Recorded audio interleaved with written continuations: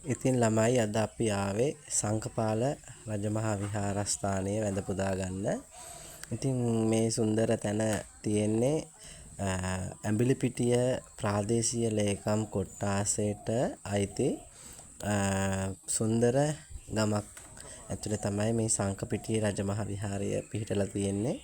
ඉතින් මේ ස්ථානය විශේෂ වෙන්නේ ඇත්තටම දුටුගැමුණු මහරජුරුවන් සමග සිටියා වූ ඒ දසමහා යෝධයන් අතර පුස්සදේව කියන යෝධයා. පුස්සදේව යෝධයා දුටුගැමුණු රජුරුවත් සමග එළාර දුටුගැමුණු සටනට සම්බන්ධ වෙලා සම්බුද්ධ ශාසනය වෙනුවෙන් යුද්ධ වැදිලා. ඉතින් ඒ යුද්ධෙන් අනතුරුව ඒ යුද්ධය දිනාගත්තට පස්සේ ඉතින් මේ පුස්සදේව යෝධයට හිතලා තියෙනවා මම බුද්ධ ශාසනය වෙනුවෙන් මේ යුද්ධය ජයගෙන දුටුගැමුණු රජුරවන්ට ඒ වෙනුවෙන් උදව් උපකාර කරා. දැන් මම මගේ ඉතුරු කොටස මගේ මේ ශාසනය වෙනුවෙන් ජීවිතයේ ඉතුරු කොටස මම හමාර කරන්න ඕනේ කියලා හිතාගෙන මේ කියන සංකපිටිය රජමහා විහාරයේ මේ ස්ථානයේ ඔහු ඇවිල්ලා බණ භාවනා යෝගීව මහානදම් පුරලා උතුම් වූ මහරහත් පදවිය ලබනවා. ඉතින් මහරහත් පදවිය ලබලා උන්වහන්සේගේ ධාතුන් වහන්සේලා තැන්පත් කරලා මේ සෑය බඳවලා ඒ වගේම උන්වහන්සේ වෙනුවෙන් පුස්සදේව මහරහතන් වහන්සේ වෙනුවෙන් මේ විහාරස්ථානය නිර්මාණය වුණා. ඉතින් දැනට ඉතාම ඓතිහාසික වටිනාකමකින් යුත් මෙම සිද්ධාස්ථානය වගේම ලෝකේ වගේම ලංකාවේ විවිධ ප්‍රදේශවලින් මේ පින්බිම වන්දනාමාන කරන්න පැමිණෙනවා. ඉතින් දැකපු නැති අයට පේන්න ඉතින් මම මේ විදියට වීඩියෝ එකක් කළා. ඉතින් මේ තියෙන්නේ විහාරස්ථානයේ ඇතුළත තියෙන ස්වභාවය.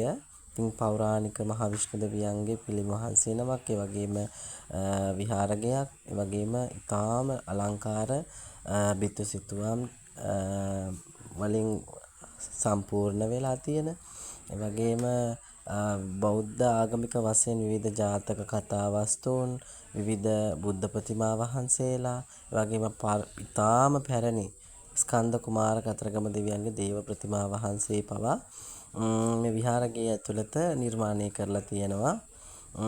ඒ වගේම තමයි වඩුග රාක්ෂ චිත්‍රය, ඒ වගේම සූනියම් යක්ෂයාගේ චිත්‍රයන් ඉතාමත් වෙනස් විදියකට මේ චිත්‍ර අතර එකතු වෙලා තියෙනවා. ඒ වගේම තමයි විහාර ගෙදර තියෙන්නේ ගල් ලෙනක් ඇතුළට වෙන්න බොහොම ලස්සනට අලංකාරව හදලා තියෙන්නේ. ඉතින් විහාර ගෙවල් දෙකක් තියෙනවා. එක විහාර ගෙදරක සතපෙන බුද්ධ ප්‍රතිමා වහන්සේ නමක් වැඩ ඉන්නවා. අනිත් විහාර ගෙදර සමාධි බුද්ධ ප්‍රතිමා වහන්සේ නමක් වැඩ ඉන්නවා. පසු කාලීන මෑත කාලීනව නිර්මාණය කරන ලද බුදු ගෙයක්. ඒකෙත් අලුත් ලස්සන විවිධාකාරයේ ජාතික කතා වස්තුන්ට අදාළ චිත්‍ර ගොඩනගලා තියෙනවා.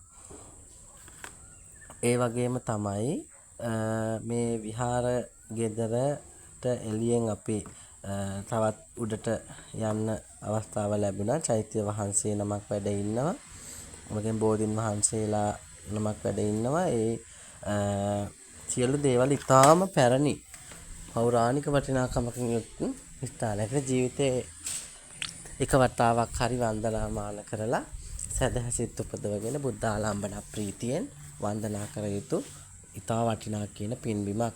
ඉතින් ඔබ හැම දිනාටමත් තෙරුවන් සරණයි.